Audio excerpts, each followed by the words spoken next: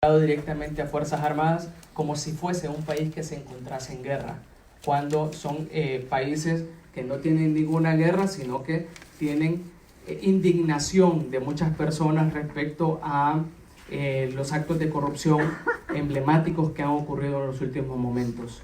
También esto nos hace pensar, bueno, Honduras se encuentra en la posición número 4 de índice de la percepción a la corrupción, siendo superados por Costa Rica, Panamá y El Salvador.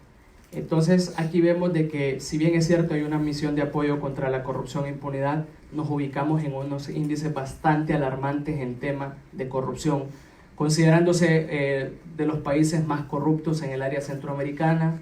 Vemos que tiene una posición 29 en el índice de percepción de la corrupción, pero aquí es un punto muy importante. Si ustedes se fijan, Honduras se encontraba en el año 2013 en el puesto número 133 de 192 países.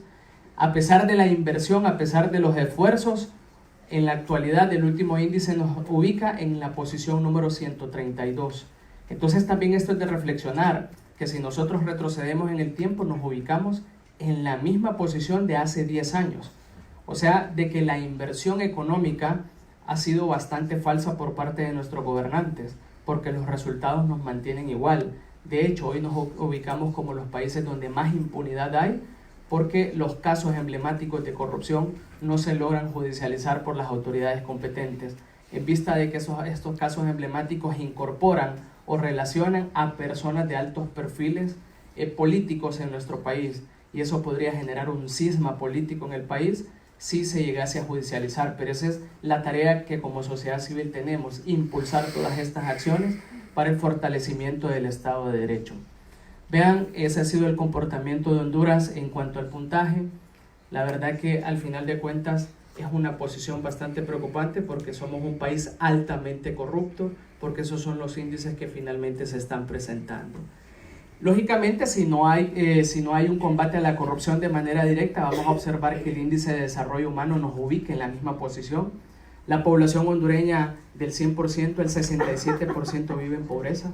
Entonces, lógicamente, la tendencia entre corrupción e índice de desarrollo humano tiene que ser el mismo. Entre más corrupción, menos desarrollo humano se va a ir presentando finalmente. Vean que aquí nosotros podemos establecer que la lucha contra la corrupción en el país se inició en el año 2014. CNA, como organización de sociedad civil, fue las primeras que presentó estas denuncias de los casos emblemáticos. Nosotros podemos ver que en estos casos emblemáticos que se presentaron en los últimos años hay personas de relevancia política. Pero vean que solo son denuncias, porque al final de cuentas hasta el momento no tenemos una sentencia condenatoria en contra de estos actores políticos. Vemos de que son diputados del Congreso Nacional. De hecho, hay actuales diputados que están en la función pública, que están vinculados en actos de corrupción. Podemos ver una ex primera dama de la nación, que es probablemente la única sentencia que pueda darse, pero que recientemente se aprobó un código penal en el país que entrará en vigencia en este año, en el mes de noviembre, con el objeto de generar impunidad, porque todas estas penas estaban reguladas en el Código Penal de 6 a 12 años. El nuevo Código Penal incorpora penas de 4 a 6 años, con el objeto de que los corruptos, estos personajes que observamos en pantalla, puedan beneficiarse de las prebendas que la ley permite, como arrestos domiciliarios. Las penas sí se aumentan para la delincuencia común, pero para los delitos en contra de la administración pública, para temas de corrupción, se disminuye de manera considerable. Vean que la institución ha presentado denuncias en contra de directores, magistrados de la Corte Suprema de Justicia, porque si bien estamos hablando de Estado de Derecho, hoy por hoy podemos decir que en Honduras está tambaleando, o hay dudas si existe un verdadero Estado de Derecho. ¿Por qué razón?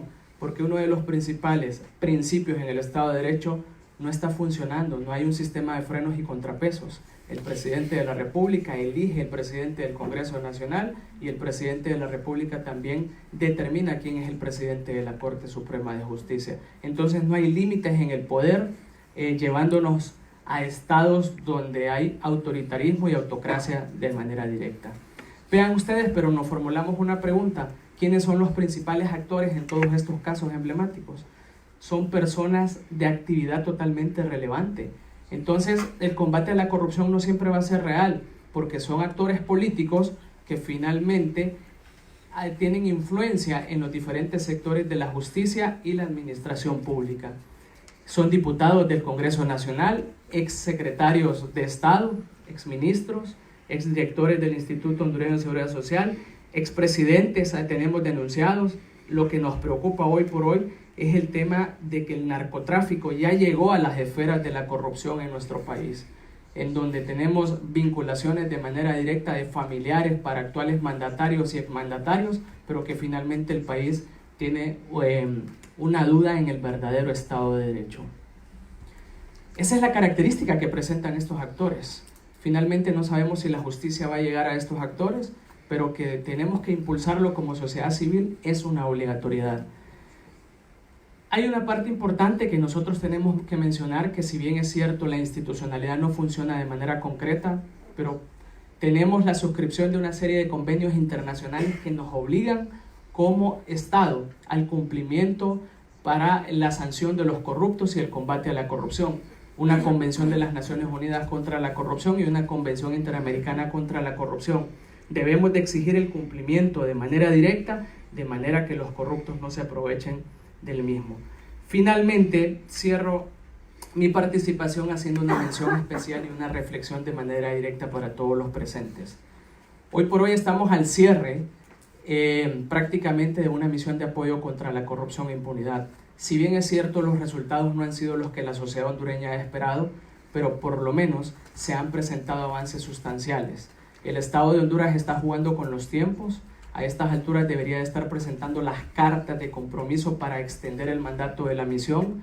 Si la misma misión de apoyo contra la corrupción e impunidad cae, es muy probable que las organizaciones de sociedad civil caigan y cedan.